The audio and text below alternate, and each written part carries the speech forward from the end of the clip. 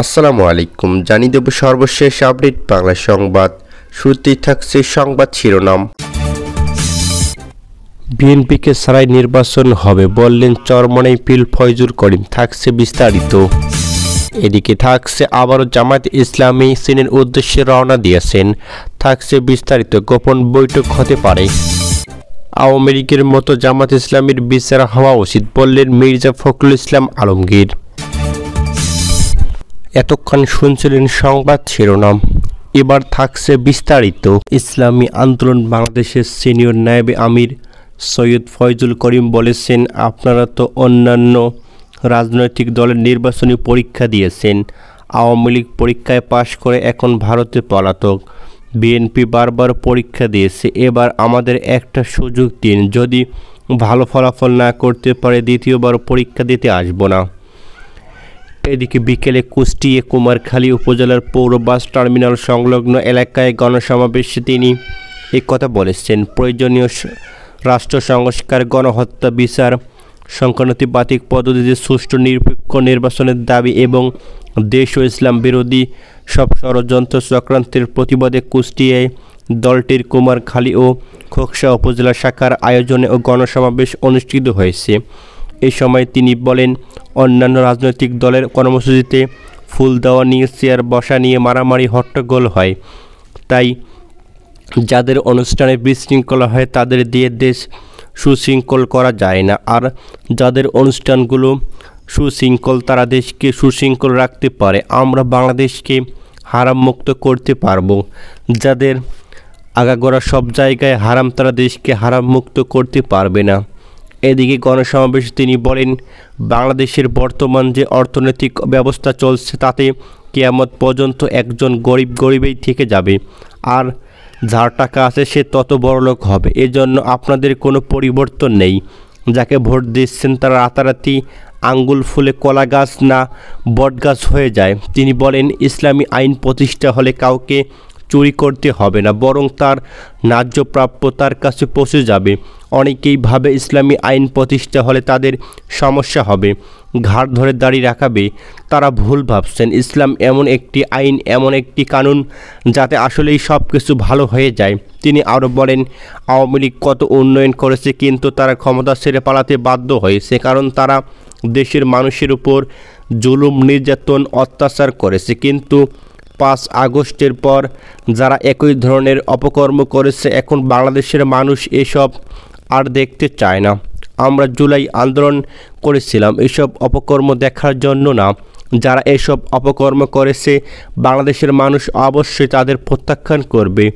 এদিকে গণসমাবেশে তিনি বলেন, দেশের বড় বড় রাজনৈতিক দলের প্রতীক গরিবের হলেও তারা যেমন এগুলো ব্যবহার জানে না, আবার তারা কেউ গরিব না, কিন্তু আমাদের প্রতীক হাত পাকা, এমনই এক প্রতীক যা সবাই ব্যবহার করতে পারে। এই হাত পাকা মার্কায় বিজয়, তাহলে বিজয় হবে সবার। তিনি আরও বলেন, একবারের জন্য হলেও ইসলামকে সুযোগ দিন, ইসলামকে বোঝার চেষ্টা করুন। যাদের কথা ও কাজে মিল আছে তারা দেশে শান্তি প্রতিষ্ঠা করতে পারবে, আর যাদের কথা ও কাজে মিল নেই তারা দেশে শান্তি প্রতিষ্ঠা করতে পারবে না। এদিকে সমাবেশে ইসলামী আন্দোলন বাংলাদেশ খোকসা উপজেলা শাখার সভাপতি আলহাজ আনোয়ার খানের সভাপতিত্বে এই সভা অনুষ্ঠিত হয়েছে। বাংলাদেশ জামায়াতে ইসলামীর আমির ডক্টর শফিকুর রহমানের নেতৃত্বে সংগঠনের একটি উচ্চ পর্যায়ের প্রতিনিধি দল চীনের সঙ্গে দেখা করার জন্য ঢাকা ত্যাগ করেছেন। রাতে চীন সরকারের আমন্ত্রণে দেশটির উদ্দেশ্যে ঢাকা ছাড়েন তারা। এদিকে প্রতিনিধি দলকে বিদায় জানাতে হযরত শাহজালাল আন্তর্জাতিক বিমানবন্দরে উপস্থিত ছিলেন ঢাকায় চীনের রাষ্ট্রদূত ইয়াওয়েন। এ সময় জামায়াতের নেতাদের মধ্যে দলটির সেক্রেটারি জেনারেল ও সাবেক এমপি অধ্যাপক মিয়া গোলাম পরোয়ার, সহকারী সেক্রেটারি জেনারেল মাওলানা রফিকুল ইসলাম খান ও জামাত ইসলামের বিভিন্ন নেতাকর্মী সেখানে উপস্থিত ছিলেন। এদিকে 15 জুলাই পর্যন্ত সফরকালের প্রতিনিধি দলকে চীন সরকারের বিভিন্ন উচ্চ পর্যায়ে ব্যক্তিত্ব প্রতিষ্ঠানের সঙ্গে মত বিনিময় করবে।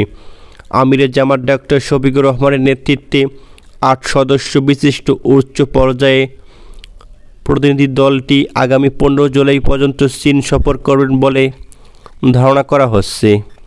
প্রধান উপদেষ্টাকে ধন্যবাদের পাশাপাশি দ্রুত নির্বাচন প্রস্তুতির কাজ শেষ করে নির্বাচনে পরিবেশ তৈরি করতে নির্বাচন কমিশনের প্রতি আহ্বান জানিয়েছেন বিএনপির মহাসচিব মির্জা ফখরুল ইসলাম আলমগীর। এদিকে দুপুরে জাতীয় প্রেস ক্লাবে এক আলোচনা সভায় একথা বলেন তিনি বলেন, আমি আজ প্রফেসর মোহাম্মদ ইউনূসকে ধন্যবাদ দিতে চাই এই ফোরাম থেকে যে তিনি নির্বাচন কমিশনকে নির্দেশ দিয়েছেন ডিসেম্বরের মধ্যে নির্বাচনের সব কাজ গুছিয়ে রাখার জন্য। এটা অত্যন্ত ইতিবাচক ব্যাপার।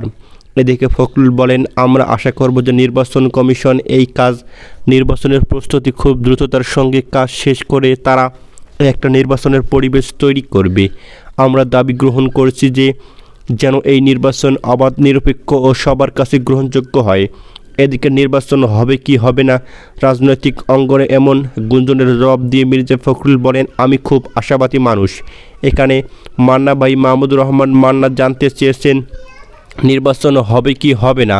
অনেকেই বলেছেন যে এদেশের মানুষ প্রাণ দিয়েছে, কারণ মানুষ একটা নির্বাচিত প্রতিনিধিত্ব চায় পার্লামেন্টের মধ্য দিয়ে। এই জিনিসগুলো নিয়ে আমি মনে করি কোনো সমস্যা নেই। সমস্যা হলে যে দ্রুত সম্ভব আমরা সংস্কারের কাজগুলো করে আমরা নির্বাচিত সরকারের দিকে যাই, গণতন্ত্রের উত্তরণের পথে যাই। এদিকে প্রধান উপদেষ্টার বাসভবন যমুনায় স্বরাষ্ট্র মন্ত্রণালয়ের সংক্রান্ত এক বৈঠকে প্রধান উপদেষ্টার প্রেস সচিব শফিকুল আলম সংবাদ সম্মেলনে জানান, ফেব্রুয়ারিতে নির্বাচন আয়োজন ডিসেম্বরের মধ্য দিয়ে প্রস্তুতি সম্পন্ন করার নির্দেশ দিয়েছেন প্রধান উপদেষ্টা ডক্টর মোহাম্মদ ইউনূস। এদিকে স্বচ্ছতা নিশ্চিতে গত 3 নির্বাচনের দায়িত্ব পালন করা প্রিসাইডিং কর্মকর্তাদের যথাসম্ভব বাদ দেওয়া যায়। সব ভোট কেন্দ্রে সিসি ক্যামেরা স্থাপন, পুলিশের শরীরে ক্যামেরা স্থাপনের নির্দেশনা দিয়েছে সরকার প্রধান। এদিকে জাতীয় প্রেস ক্লাব মিলনায়তনে ফেডারেল সাংবাদিক ইউনিয়ন বিএফইউজ ও ঢাকা সাংবাদিক ইউনিয়ন টিউজের যৌথ উদ্যোগে জুলাই ছাত্র জনতার গণ অভ্যুত্থানে সাংবাদিকদের ভূমিকা শীর্ষক এই আলোচনা সভা হয়েছে। অনুষ্ঠানে ফ্যাসিবাদ বিরোধী জুলাই আন্দোলনে শহীদ 64 সাংবাদিকদের ওপর শোক প্রস্তাব উত্থাপন করেন ডিএসজের সহসভাপতি রাশেদুল হক। অনুষ্ঠানে আরও অনেক নেতাকর্মী সেখানে উপস্থিত ছিলেন। তিনি বলেন, গণতন্ত্র মানে খালি মেজরিটি মাইনরিটি না, গণতন্ত্র মানে সঠিকতা বেঠিকতা, গণতন্ত্র মানে সত্য মিথ্যা, গণতন্ত্রের মানে ভুল নির্ভুল এবং বিরোধী সঠিক একটা পথ বের করা। এ সময় জামাত ইসলামীর সেক্রেটারি জেনারেল মিয়া গোলাম পরোয়ার সেখানে উপস্থিত ছিলেন।